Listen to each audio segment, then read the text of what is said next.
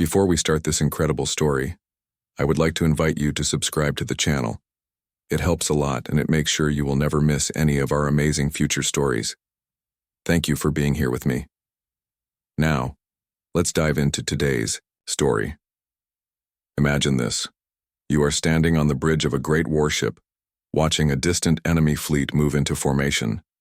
But instead of preparing to fight, instead of raising their shields and charging their weapons, they are doing something you never expected. They are transmitting a message, a simple one. They are surrendering.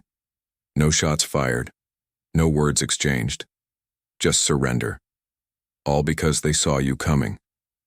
This is the story of the most feared human warship ever built. A ship so powerful, so terrifying, in its presence that entire enemy armies chose to surrender rather than face it. And today, you and I will walk through this story together, piece by piece, and uncover why and how this happened. Not through fantasy, but through the choices, the designs, and the spirit that humanity put into one single ship that changed everything in the galaxy. It all started during a time when humanity was still young among the stars. Other species had been traveling between planets for thousands of years, some even tens of thousands. Humanity was a newcomer, and newcomers are usually not taken seriously. At first, humans tried to be peaceful. They joined the galactic councils. They traded. They learned languages and cultures. They worked hard to show they could be trusted. But as time passed, it became clear that not every race wanted peace. Some saw humanity's kindness as weakness. Some believed that humans would be easy to conquer, easy to enslave. And when the attacks came, humanity was not fully ready. Border colonies were lost. Space stations were destroyed. Millions of lives were taken in brutal raids. The galaxy was a cruel place, and the humans learned this lesson in blood. But humanity has a strength that even they did not fully understand until then. It is the ability to learn, to adapt, and to endure. Instead of folding under pressure, humanity began to build. They studied every enemy ship that fell into their hands. They learned from every defeat. They collected technology, designs, strategies. And then they did something that no one else expected. They decided to build a ship that was not just a little better than the enemy ships, not just faster or bigger or stronger. No. They decided to build a ship that would be so completely overwhelming that no normal fleet could stand against it. A ship that would carry such force, such speed, and such armor that any enemy faced with it would realize they had no chance. The ship was called the Revenant, a name chosen carefully, because in many human legends a revenant is a spirit that cannot be stopped, a force that returns from death, unstoppable, inevitable. And this ship would be exactly that for humanity. Construction began in secret, deep, inside the asteroid belt of the Sol system, hidden inside a hollowed-out dwarf planet. The shipyards worked day and night. Every new piece of technology, every new material, every lesson learned from countless battles was poured into the Revenant. It was not designed like a normal warship. Most warships in the galaxy were sleek, beautiful, almost works of art. The Revenant was none of these things. It was ugly, brutal. Angular plates of armor stacked upon each other, designed to absorb and deflect any weapon known. Enormous engines that could hurl the ship across space at terrifying speed. Shields layered so thickly they seemed impossible. And then there were the weapons. Human engineers did not simply copy alien designs. They improved them. They created railguns that could fire slugs at near-light speed, tearing through any armor. They created plasma lances that burned holes through battleships. They created missile pods that carried thousands of smart warheads, each able to outthink enemy defenses. And as if that was not enough, they built new kinds of weapons that the galaxy had never seen before. Gravity cannons that could twist enemy ships apart from the inside. Electromagnetic disruptors that could fry entire fleet systems. And hidden deep inside the ship, systems so advanced and so secret that only the highest commanders knew about them. The crew of the Revenant was chosen just as carefully as the ship was built. No ordinary soldiers, only the best of the best. veterans of dozens of battles, pilots who could dance their ships through asteroid fields at full speed, engineers who could fix a broken reactor with nothing but wire and willpower, and above all, leaders who understood not just war, but humanity itself. Because the Revenant was not just a machine, it was a message, a symbol, a promise to any enemy who thought humanity could be crushed, a reminder that humans would never again be prey. The first deployment of the Revenant was almost an accident. A human colony called Elysium had been surrounded by the fleets of the Sarn, a proud and ruthless race that had long considered humans to be little more than pests. The Sarn had prepared a full invasion, confident that the small human defense force would be easily overwhelmed. But before the Sarn could attack, the Revenant arrived. At first, the Sarn commanders laughed. One ship? Against an entire fleet of 200 warships? It seemed absurd. They scanned the Revenant. They saw the massive armor. They noted the heavy weapons. But still, they believed numbers would win. So they charged. And that was when they made their last mistake. The Revenant did not engage like a normal ship. It did not form up in defensive lines. It did not launch fighters in waves. Instead, it charged, straight at the heart of the enemy fleet. Its railguns fired first, lances of kinetic energy ripping apart capital ships in single shots. Its missiles followed smart swarms tearing through escorts and support craft. Enemy shields failed like paper in a storm. Plasma lances melted battleships into slag. Gravity cannons twisted cruisers into scrap. Within minutes, the battlefield was chaos. But it was not just the weapons that broke the Sarn. It was the realization that nothing they did mattered. They fired everything they had. Lasers, torpedoes, mass drivers. The Revenant's shields held. Its armor shrugged off attacks that could vaporize other ships. And it kept coming. Every ship that stood in its way was destroyed. Every commander who tried to regroup found themselves cut down. The Sarn fleet, once proud and confident, fell into panic. Some ships tried to flee. Some surrendered. Some self-destructed to avoid capture. When it was over, not a single Sarn ship remained operational. The message spread quickly. Across the galaxy, whispers of the Revenant grew. Stories of a human warship that could not be stopped, that could not be killed. Some dismissed it as propaganda. Others, those who had seen it with their own eyes, knew the truth. And when the Revenant entered a new battlefield, often it did not have to fire a single shot. Entire enemy fleets, faced with the choice between certain death and surrender, chose to lay down their arms, not out of kindness, not out of diplomacy, but out of sheer primal fear. In the next part of our story, we will explore how the Revenant changed not just battles but entire wars, how it reshaped the balance of power in the galaxy, how it made humanity, once seen as weak and easy prey, into one of the most respected and feared civilizations among the stars. The galaxy was never the same after the Revenant appeared. Before, the humans were a young race, often ignored or bullied by stronger powers. After the Revenant, everyone had to think twice before touching a human colony or ship. News of the Revenant's victories traveled faster than light. Merchants spoke of it in whispers at spaceports. Soldiers told stories around fires on distant planets. Leaders of powerful empires held quiet meetings wondering what they could do if the Revenant ever came for them. The fear was not only about the ship's weapons or armor. It was the deep knowledge that if humans could build one Revenant, maybe they could build more. Many governments in the galaxy began studying humans more closely. They sent spies. They hired experts. They tried to understand how a race so new could create something so powerful. What they found was even more frightening. The Revenant was not built with the most advanced alien technology. It was not a product of some magical discovery. It was built with hard work, clever thinking, and pure human willpower. Humans did not wait for someone to hand them power. They created it themselves. That realization shook the galaxy. Because if humans could do it once, they could do it again and better. Some empires tried to prepare. They upgraded their fleets. They built bigger ships. They trained harder. But deep down, they knew it would not be enough. Because the Revenant, showed something more important than strength. It showed determination. It showed the human spirit that refuses to break. Even if they somehow managed to destroy the Revenant, the humans would simply build another, and another, and another, until the stars themselves bowed to them. One of the most important battles where the Revenant's true power became clear was the defense of Meridian.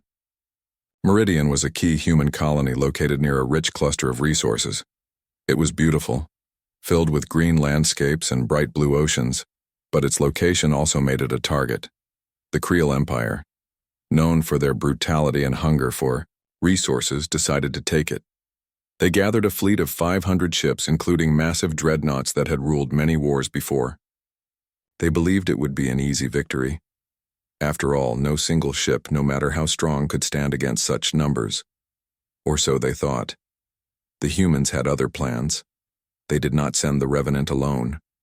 This time, the Revenant came at the head of a small human fleet. Only 20 ships, 20 against 500. It looked like suicide. But the Creel commanders underestimated what it meant to fight humans after they had learned the lessons of survival and loss. The Revenant led the charge, breaking through the enemy lines with terrifying speed. It targeted the command ships first. Railgun slugs ripped through bridge decks, killing leadership in seconds. Gravity cannons turned battleships into twisted wrecks. Missile swarms confused enemy targeting systems, creating chaos across the battlefield. But the smaller human ships were just as deadly. Inspired by the Revenant, they fought like demons. They darted between larger ships, striking at weak points, supporting each other perfectly. Within the first hour, over 100 Creel ships were disabled or destroyed. Their formations broke apart. The Creel tried to regroup, tried to surround the Revenant, but they found themselves outmatched at every turn. The Revenant's shield systems absorbed unbelievable punishment. Its armor plates glowed red from heat, but they held. Every attempt to board it failed. Every special weapon they fired bounced off or was neutralized by human countermeasures. At one point, seeing their fleet in disarray, the Creel admiral called for a full retreat. But it was too late. Human ships cut off their escape routes. The Creel ships that surrendered were taken in peacefully. Those who resisted were reduced to drifting metal. In the end, the Creel lost almost their entire fleet, and Meridian remained free. After that battle, no one doubted anymore that humanity was a power to be feared and respected. The Creel Empire collapsed within a year, not because the humans invaded them, but because their enemies, seeing the Creel's weakness, attacked them from all sides. Their people lost faith in their leaders. Their systems rebelled. Their colonies declared independence. All because one battle showed that even their greatest fleets could not stand against humanity. After Meridian, the Revenant became a legend. It would appear on the edge of a system, and entire fleets would surrender without a fight. Even races that had never seen it with their own eyes feared it. Some commanders went so far as to program their ships to flee automatically if the Revenant was detected. Others sent diplomats offering peace treaties and trade agreements, hoping to avoid confrontation. But the Revenant was not just a tool of war. It became a symbol of hope for many oppressed peoples across the galaxy. When enslaved worlds heard of the ship, they began to dream of freedom. Secret messages traveled across light years. If only the humans came. If only the Revenant appeared, maybe then their chains would be broken. In one case, on the planet Kairos, a slave rebellion began simply because a rumor spread that the Revenant was coming. Thousands rose up against their masters, seizing ships, weapons, and supplies. By the time human forces actually arrived weeks later, the people of Kairos had already freed themselves, all because of the hope that one ship, one symbol had given them. Not everyone loved the Revenant, of course. Some races hated humanity even more because of it. They called humans arrogant, dangerous, reckless. They formed secret alliances, plotting ways to destroy the Revenant and bring humanity back down. They invested in new weapons, new technologies. Some even experimented with forbidden sciences, building terrible creations they hoped could counter human strength. But every time a new threat arose, humanity adapted. They improved the Revenant. New layers of armor, new generations of shields, smarter and deadlier weapons. It became not just a ship, but a living symbol of humanity's endless will to survive and thrive. No matter what was thrown at them, they found a way to overcome. One of the greatest challenges to the Revenant came from the Zorath Dominion, a civilization famous for their biological technology. Instead of machines, they grew their ships from living tissue. They created massive living battleships, faster and more flexible than anything mechanical. They believed their living fleets could outfight anything human technology could create. They launched a surprise attack on several human worlds, hoping to destroy humanity's spirit before the Revenant could respond. The battle that followed was one of the most intense the galaxy had ever seen. The Zorath fleets moved like schools of fish, weaving and striking with precision. Their living ships adapted to damage, healing wounds quickly. At first it seemed even the Revenant might be overwhelmed, but the humans had prepared. New plasma weapons were installed, designed to burn through living tissue faster than it could heal. New electronic warfare systems confused the living ships' communication, making them crash into each other. The Revenant fought for days without rest. Its crew pushed themselves to the limit, refusing to yield. Bit by bit, the Zorath forces were beaten back.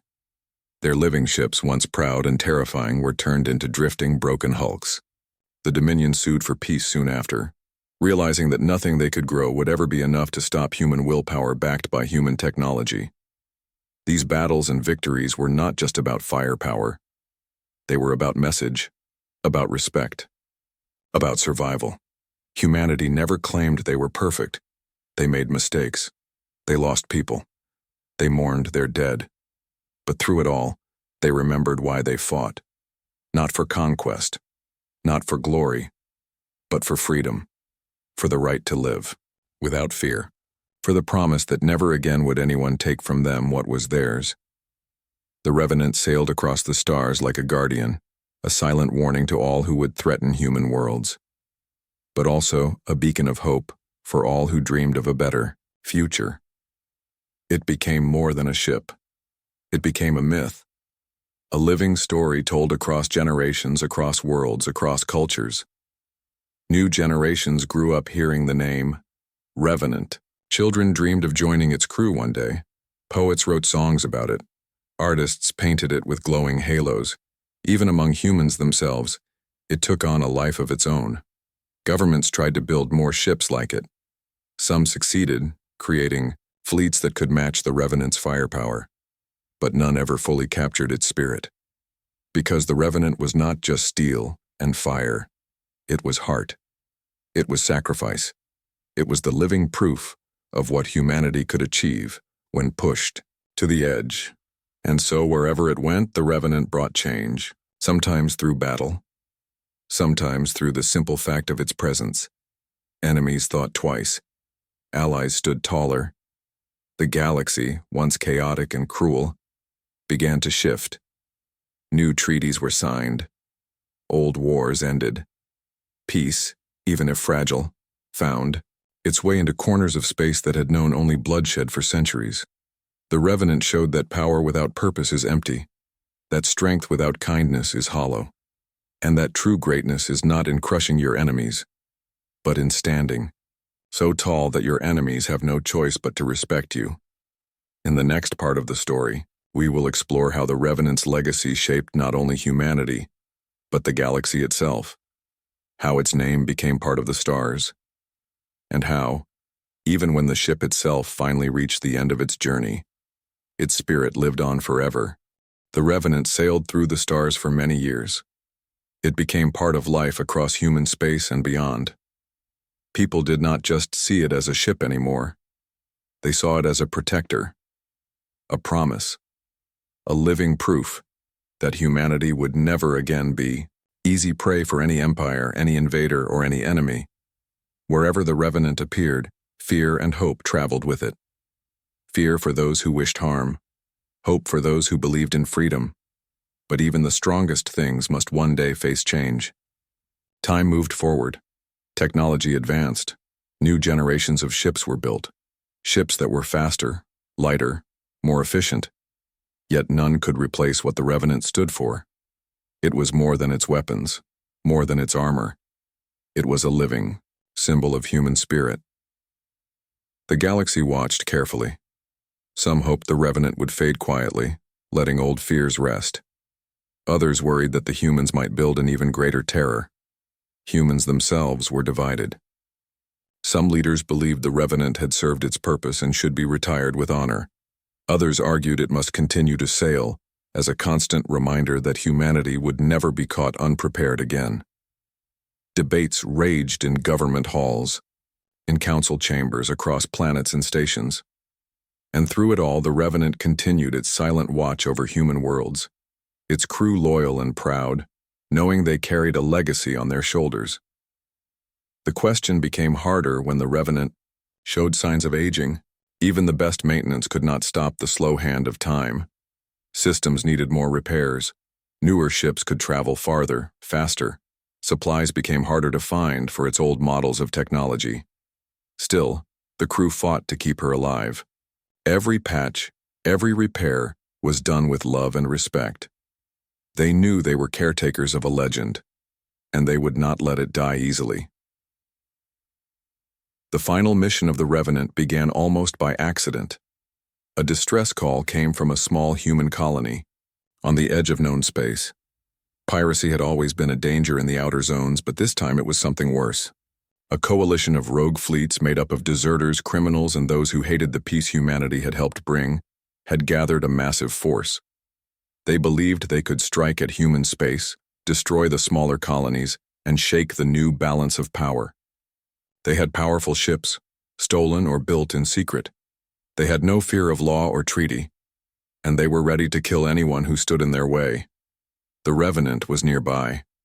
No other fleet could reach the colony in time. No reinforcements were close enough. The crew of the Revenant faced a choice. They could wait for backup, knowing it would arrive too late to save the people. Or they could charge into battle one last time, knowing the risks. There was no hesitation. The Revenant turned its course toward the colony. It lit its ancient engines one more time, and it flew into history.